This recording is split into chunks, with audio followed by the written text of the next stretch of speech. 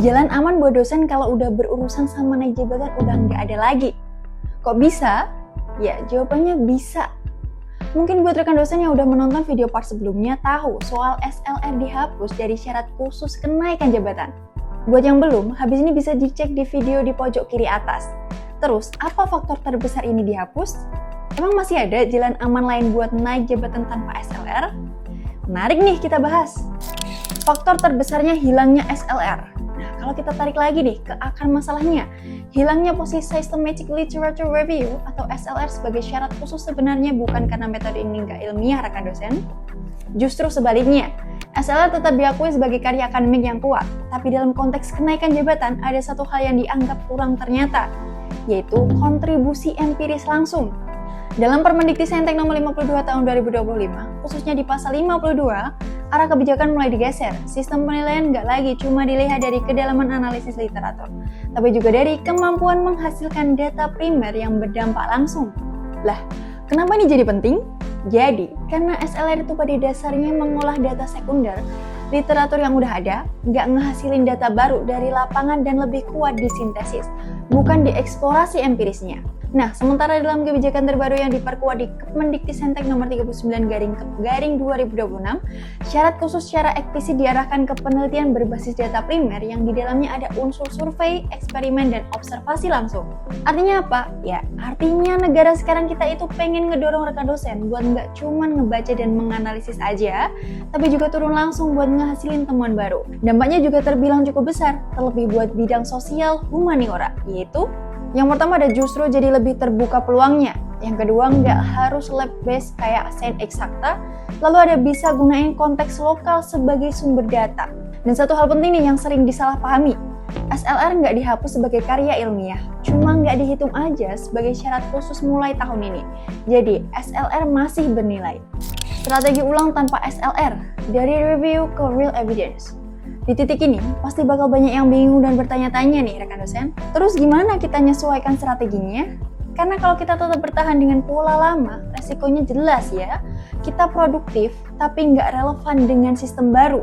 Dalam Kemendiktismentek nomor 39/2026 pasal 4, arah penelitian yang diprioritasin pun udah jelas banget. Empiris berbasis data primer. Artinya, pendekatan riset harus mulai bergeser ke hal-hal yang lebih grounded. Ada beberapa contoh strategi yang realistis dan bisa rekan dosen coba langsung dilakuin. Survei lapangan bisa lewat UMKM, misalnya N-nya kita ambil 100-200 responden. Dan mahasiswa via learning outcome, kepuasan, dan lain-lainnya. Eksperimen sederhana bisa dari model pembelajaran blended learning atau gunain teknologi dalam kelas. Observasi langsung. Nah ini biasanya praktik industri mitra kampus atau studi kasus organisasi atau bisa juga komunitas. Yang menariknya lagi, pendekatan ini nggak selalu ngebutuhin biaya besar, betul? Nggak salah denger ya rekan dosen. Justru yang dibutuhin adalah perencanaan dan konsistensinya. Terus kalau kita kaitkan dengan target jabatan, strategi publikasi juga harus lebih terarah nih. Ini udah kita bagi per kenaikan jabatannya ya rekan dosen. AA ke lektor, bisa pilih salah satu dari satu artikel Sinta 4 atau satu Scopus Q4, posisi tetap di first author.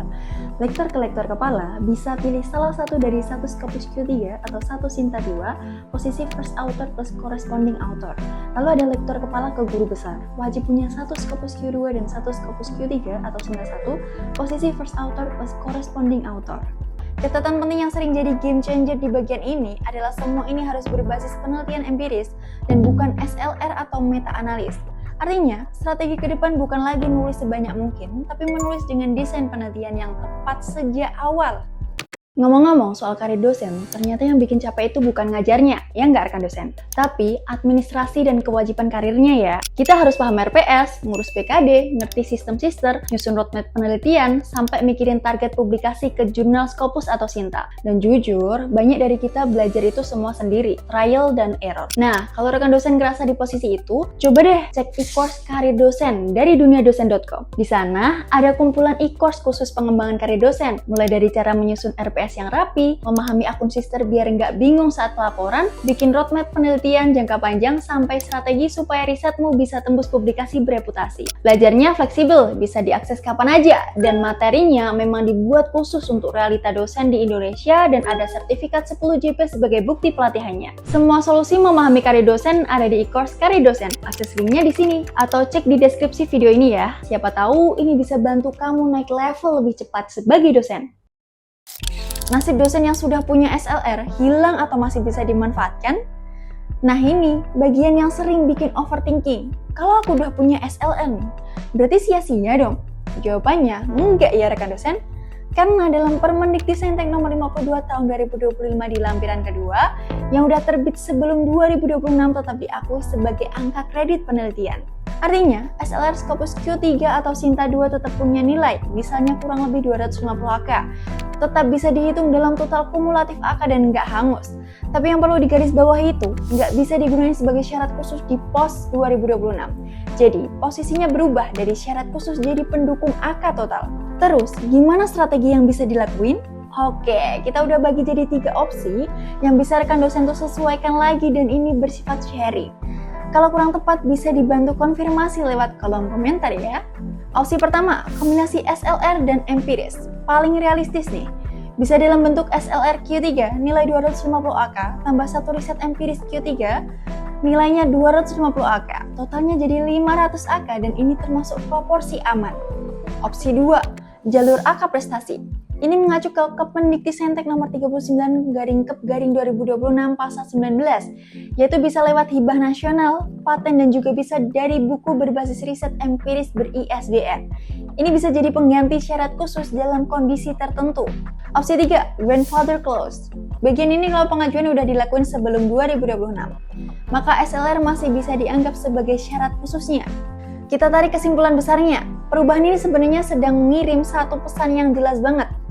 Dunia akademik nggak lagi cukup dari analisis yang udah ada, tapi dituntut untuk menghasilin sesuatu yang benar-benar berdampak baru di lapangan. SLR tetap penting, tapi bukan lagi sebagai jalan utama dan fungsinya udah berubah ya rekan dosen. Dan kalau video ini bermanfaat, jangan lupa klik subscribe dan share ke rekan dosen lainnya. Like dan komen di bawah ini apa yang perlu kita kulik lagi seputar karir dan akademik dosen. Sampai jumpa di video selanjutnya.